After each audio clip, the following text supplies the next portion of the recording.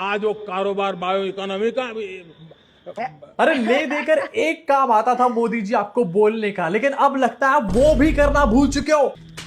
In fact ये क्या क्या देखना पड़ रहा है यहाँ पर, मोदी जी बार बार नीचे देखकर बोल रहे हैं। अबे फर्रों में अपना भाषण लिख कर लेकर आए हो क्या? एंड जिस तरीके से बार बार मोदी जी नीचे देख रहे हैं, मुझे तो लग रहा है शिक्षा के बजट के बाद अब यहाँ पर टेलीप्रॉम्प्टर का भी बजट खत्म हो चुका है। अगला प्रोटेस्ट टेलीप्रॉम्प्टर के लिए करना दिपके। अब मोदी जी ने 15 अगस्त को लाल किले से भाषण दिया ना, अगर आपको लगता है सिर्फ यही गुल खिलाए हैं तो अभी ये अब्बा डब्बा जब्बा की सिर्फ शुरुआत है, क्योंकि जो रायता मोदी जी ने फैलाया है गोदी media and IT cell combined way में भी उसको समेट नहीं पाएगा। यहाँ पे मेरे देश के नौजवान आपने क्या कमाल कर दिया है। देखिए, नीतियां जब सही होती है, लक्ष्य जब साफ होता है, तो मेरे देश के नौजवान कैसा करके बायो इकोनॉमी में देश की युवा शक्ति ने सामर्थ्य दिखाया। अब पहली चीज तो अश्विनी वैष्णव ने ये वाला मुंह क्यों बना रखा है, किसी को समझ नहीं आया। एंड दूसरी चीज, मोदी का अब्बा डब्बा जब्बा हो गया है। जी हाँ, स्वतंत्रता दिवस पर जो जनाब ने स्पीच दी है उसमें उनकी सारी पोल पट्टी निकल करके सामने आ गई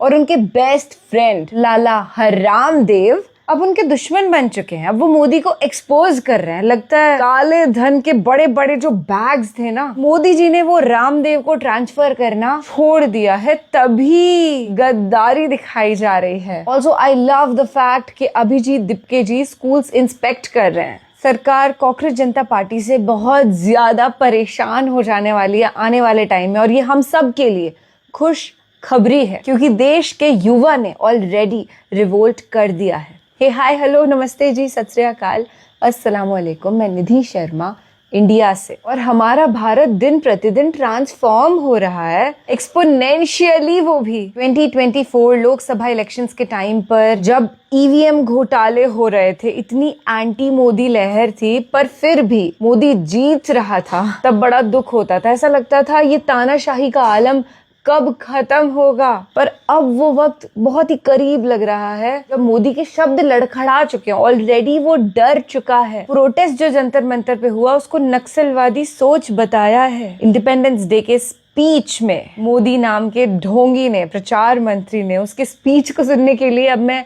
बेताब हूँ, और हम साथ में बैठ करके फेकू चंद का ये भाषण सुनने के लिए तैयार हैं।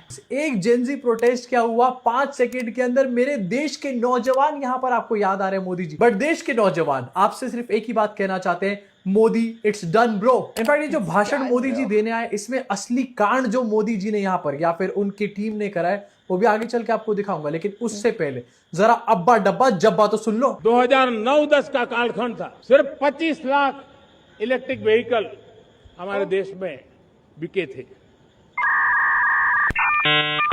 1.5 लाख इलेक्ट्रिक व्हीकल बिके थे। मोदी जी डिसाइड कर लो 25 लाख या 1.5 लाख, क्योंकि इन दोनों नंबर में 10 गुने से भी ज्यादा का डिफरेंस है। मोदी जी मेरी बात मानो, अपने फर्रों को यहां से उठा के यहां रख लो, उससे 2 चीजें होंगी। एक तो आपका अब्बा डब्बा जब्बा नहीं होगा, दूसरी चीज देश को आपकी शक्ल नहीं देखनी पड़ेगी 1.5 घंटे तक। आज वो कारोबार बायो इकोनॉमी का दोस्तों आपको कुछ उड़ता हुआ दिखा भी यहाँ पर स्क्रीन पे से? नहीं दिखा। अरे मोदी जी का कॉन्फिडेंस उड़ रहा है, आपको नजर नहीं आ रहा यहाँ पे। इनफैक्ट एक जेनजी प्रोटेस्ट के बाद मौसम यहाँ पर ऐसा बिगड़ा है कि अब मोदी जी को नेहरू जी याद आ रहे हैं यहाँ पर। जिस भारत का सपना नेताजी सुभाष चंद्र बोस ने देखा था, बाबा साहब आम्बेडकर ने देखा था, पंडित नेहरू ने देखा था। हालत इतनी ज्यादा बुरी कि पहले जो मोदी जी नेहरू जी को ब्लेम करते नहीं थकते थे, वो अब नेहरू जी के सपनों के बारे में बात कर रहे हैं। मोदी जी का कॉन्फिडेंस 5 दिन में इतना ज्यादा गिर जाएगा, इसकी किसी को भी उम्मीद नहीं थी यहाँ पे। एंड मोदी जी को खुद भी नहीं रही होगी। जहां पर ये अब्बा डब्बा जब्बा करा गया, उसके अलावा कुछ अनाउंसमेंट करी गई है, जैसे कि ये वाली। मोदी जी ने फ्री ऑनलाइन कोचिंग सेंटर का यहाँ पर अनाउंसमेंट करा है। मतलब क्या मोदी जी खान सर से कॉम्पिटिशन करना चाहते हैं? हमने युवाओं के लिए विभिन्न परीक्षाओं की फ्री ऑनलाइन कोचिंग हमने करने का निर्णय किया है।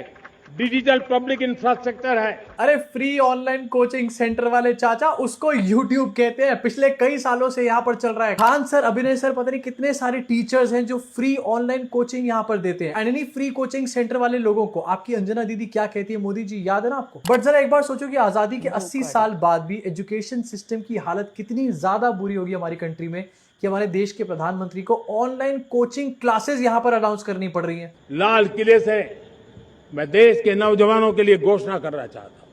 हमने तय किया है कि आने वाले 1 वर्ष में 1 करोड़ युवाओं को एआई स्किल के लिए ट्रेनिंग देने का हम काम करेंगे।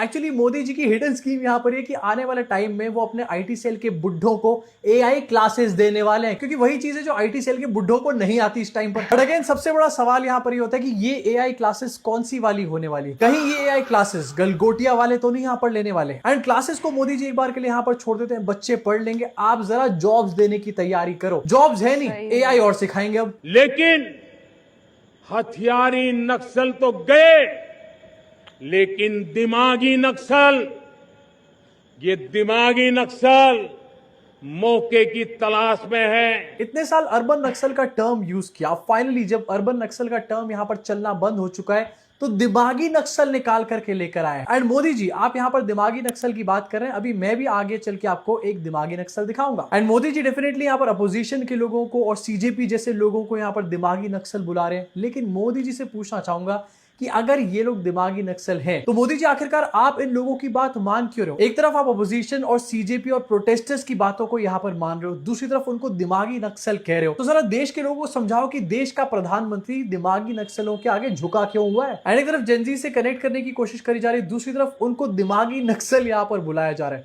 Modi it's done bro. आज वो कारोबार बायो इकोनॉमी का वैसे एक दिमागी नक्सल से मोदी जी मैं भी आपको मिलाना चाहता हूं, एंड वो है आपका अपना स्टाइलिस्ट। जरा मोदी जी की फोटो फिर से देखो अपनी स्क्रीन के ऊपर। मोदी जी ने अपनी जैकेट के अंदर जो रुमाल लगा रखे हैं उससे उन्होंने तिरंगा बनाने की कोशिश करी है, लेकिन क्या ये कहीं से भी इंडिया का फ्लैग आपको लग रहा है? पहले ग्रीन फिर व्हाइट उसके बाद यहाँ पर सैफरन। ऐसे दिमागी नक्सल कि इंडिया के फ्लैग को यहाँ पर टेढ़ा करके रख दिया। इनफैक्ट लोग ये पूछ रहे हैं कि इंडिया के इंडिपेंडेंस डे में गए थे या फिर आयरलैंड के इंडिपेंडेंस डे में गए थे। अब मोदी जी ने जितनी बातें यहाँ पर करी वो बातें कितनी ज्यादा इंपैक्टफुल थी ये आपको नितिन गडकरी के रिएक्शन से पता चलेगा। गडकरी जी सो रहे हैं यहाँ पे। सोच की सीमाएं होती हैं। जब मोदी जी की अपनी टीम के लोग उनकी बातें सुनने में इंटरेस्टेड नहीं है तो देश के लोग क्यों सुनना चाहेंगे मोदी जी की बात? लेकिन मोदी जी का डिलूलू यहाँ पर खत्म नहीं होके दे रहा। अब एक तरफ जहां पर देश का प्रधानमंत्री ये उल्टी सीधी बातें करने पर तुला हुआ था, वहीं दूसरी तरफ अभिजीत दिपके स्कूलों का ऑडिट यहाँ पर कर रहा है।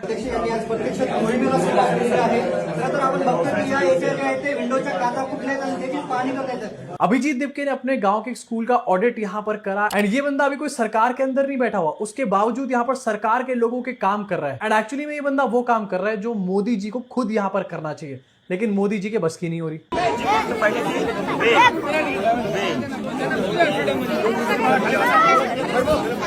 स्कूल का ऑडिट करा गया एंड क्या क्या कमियां हैं? No drinking water, no benches, dirty washrooms, broken windows, no water supply. ये है आजादी के 80 साल बाद हमारे देश के स्कूलों की हालत। लेकिन अभी अगर किसी मंत्री नेता का घर बनाना होगा ना, सारे ठेकेदार लाइन लगा के पहुंच जाएंगे। अब इंडिपेंडेंस डे पर मोदी जी ने और दिपके ने क्या किया ये तो आपने देखा, लेकिन इंडिपेंडेंस डे हो और कंगना रनौत की बात ना हो, ऐसा कैसे हो सकता है? Kangana it's done bro. और जो आजादी मिली है वो 2014 में मिली है। कंगना रनौत जो ये बात मानती ही नहीं कि हमारे को 1947 में आजादी मिली थी, वो भी इंडिपेंडेंट डे यहाँ पर मना रही थी। मोदी जी को ट्वीट करते हुए लिखा है यहाँ पर हैप्पी इंडिपेंडेंट डे। एक बंदा झंडे की इंसल्ट कर रहा है, दूसरा यहाँ पर इंडिपेंडेंस डे की इंसल्ट कर रहा है। इनसे बड़े एंटी नेशनल देखे आपने कभी? अब डेफिनेटली यहाँ पर कंगना रनौत से टाइपिंग मिस्टेक हुई, लेकिन अगर सेम तरीके की टाइपिंग मिस्टेक किसी और पार्टी किसी भी रैंडम बंदे से हो जाती तो अभी यही कंगना रनौत गला फाड़ फाड़ के चिल्ला रही होती। इसी साथ आगे बढ़ना चाहता हूं, एंड मोदी जी का कॉन्फिडेंस तो शेकन है। कंगना रनौत की लैंग्वेज देखकर लग रहा है उनका भी कॉन्फिडेंस पूरा खिसक लिया है। एंड ये सब चीजें सिर्फ ऐसे नहीं है, इसके पीछे का असली रीजन है कि हवा यहाँ पर बदलती हुई नजर आ रही है। एंड हवा बदलने का एक और सबसे बड़ा सबूत आपको दिखाना चाहता हूँ, बाबा रामदेव। बाबा जी ने मोदी सरकार के अगेंस्ट मोर्चा यहाँ पर खोलना शुरू कर दिया है। चारों तरफ देश में हंगामा है। छोटे छोटे स्कूल कॉलेजों से बच्चे निकल रहे हैं कि हमारे यहाँ टीचर नहीं है, हमारे यहाँ लाइट नहीं है, हमारे यहाँ पानी नहीं है, हमारे यहाँ शौचालय नहीं है, हमारे यहाँ टीचर है तो किताबें नहीं है, किताबें हैं तो टीचर नहीं है, और टीचर है तो पढ़ाई में नकल हो जाती है, कहीं पेपर लीक हो जाता है, और पेपर पास भी कर लिया, 10वीं 12वीं का बोर्ड एग्जाम भी दे लिया, तो 10वीं 12वीं के जो एग्जाम के मार्क्स वो कहीं जुड़ते ही नहीं है। ये बात तो जरूर है, देश में घपला भी बहुत है, ये घपले ठीक कर लो, नहीं तो कोई ऐसा ना हो कि बाबा रामदेव को दोबारा आंदोलन करना पड़े। मोदी जी के भक्तों ने कभी सोचा भी नहीं हुआ कि उनके अपने श्री बाबा रामदेव यहाँ पर मोदी सरकार के अगेंस्ट आंदोलन की बात करेंगे। अब देखो हवा बदलने का एक बहुत बड़ा इंडिकेशन है कि बाबा रामदेव ने अपना स्टैंस यहाँ पर चेंज कर लिया। अब यहाँ पर 3 इंडिकेशन हो सकते हैं, एंड 3 में से एक हमारे को दिख चुका है। 2 इंडिकेशन और क्या हो सकते हैं? एक इंडिकेशन तो हो सकता है कि हमारे देश की मीडिया के सुर बदलना, एंड वो चीज भी कहीं ना कहीं होती हुई यहाँ पर नजर आ रही है। एंड तीसरा इंडिकेशन यहाँ पर होगा अडानी और अंबानी का इंक्लिनेशन मोदी जी से हटना। घटना। अगर ये तीसरा वाला इंडिकेशन भी यहाँ पर देखने को मिल जाता है ना, तो यकीन मानो 2029 में चाह कर भी मोदी जी दोबारा अपनी सरकार बना नहीं पाएंगे। लेकिन दोस्तों बीजेपी के हिसाब से टेंशन की कोई बात नहीं यहाँ पर, क्योंकि जब इलेक्शन आएगा उससे पहले और कुछ नहीं तो यहाँ पर कैश ही बांटना शुरू कर देंगे। एंड वो चीज हो भी रही है। योगी गवर्नमेंट ने अनाउंस किया है कि वो इलेक्शन से पहले 50,000 रुपए यूपी की महिलाओं को देंगे। योगी जी काफी अच्छा लगा इसको जान के, लेकिन मैं ये पूछना चाहता हूं कि अगर मेरे टैक्स का पैसा यूपी में किसी रैंडम महिला को मिलना ही है तो मैं ये पैसे डायरेक्ट क्यों नहीं दे सकता हूं? मुझे आखिरकार योगी या फिर मोदी सरकार की जरूरत ही क्या है? इनफैक्ट काफी इंटरेस्टिंग ये अपने आप में नंबर है। यूपी के अंदर 7.8 करोड़ महिलाएं हैं। अगर इसको 50,000 से मल्टीप्लाई करो तो 3,90,000 करोड़ रुपीस के आसपास की आंकड़ा आता है। लेकिन यूपी की सरकार ने जो बजट अलॉट करा हुआ है महिलाओं को और बच्चों के विकास के लिए, वो एक्चुअली में 18,620 करोड़ से ऊपर नहीं है। तो ये पैसा आखिरकार कहां से आने वाला है? ज्यादा सवाल मत पूछना, नहीं तो तुम्हारे ऊपर एनएसए लगा दिया जाएगा। इसके साथ दोस्तों इस वीडियो को यही खत्म करना चाहता हूं। आपका क्या सोचना है इन सब चीजों के ऊपर, खासतौर से मोदी जी की जो फर्रे वाली स्पीच थी इसके ऊपर आपका क्या सोचना है? नीचे कॉमेंट सेक्शन में अपनी भड़ास जरूर निकालना, सब्सक्राइब का बटन दबा के बेल आइकन जरूर दबाना। किस चीज की वेट कर रहे हो? अब तो मोदी जी का कॉन्फिडेंस भी हिल चुका है, अब तो सब्सक्राइब कर दो कम से कम। भाई पैर लड़खड़ा गए हैं, जबान डगमगा गई है। Modi, Yogi, Shah, everyone is out of their minds now. Independence day को वैसे मैं पर्सनली वीरता दिवस बोलती हूँ, क्योंकि विजय हमारे भारत के शूर वीर महायोद्धाओं ने, फ्रीडम फाइटर्स ने, क्रांति वीरों ने प्राप्त करी थी। इतने महान देश के अंदर मोदी हमें ये दिन दिखा रहा है जब पूरा देश बिक रहा है, रुपए की वैल्यू आप जानते हैं ना कैसे गिर रही है, और फिर मोदी जी इसको जस्टिफाई करने के लिए बोलते हैं कि डॉलर की वैल्यू बढ़ रही है, रुपया नहीं गिर रहा। जबकि पहले कांग्रेस के वक्त में जब इतना भयंकर गिरा भी नहीं था, तब मोदी जी इसकी तनकीद करते थे। लहर इतनी बदल जाएगी कि रामदेव मोदी के अगेंस्ट होगा, ये नहीं सोचा था बॉस। वो डायरेक्ट आंदोलन की बात कर रहा है। Unimaginable it is. Oh my God, मेरे को तो गूज बम्प्स महसूस हो रहे हैं ये सोचकर कि इतनी बदल चुकी है लहर। अच्छे दिन आने वाले हैं। चलिए फिलहाल के लिए मुझे दीजिए इजाजत। Thank you to Abhijit Dipke कि वो इतने अच्छे काम कर रहे हैं। उन्होंने इतना अच्छा प्रोटेस्ट किया जिससे देश के अंदर ऐसी आग भड़की है ना बॉस, मजा आ गया। शब्बा खैर, शुभ रात्रि, जय हिंद।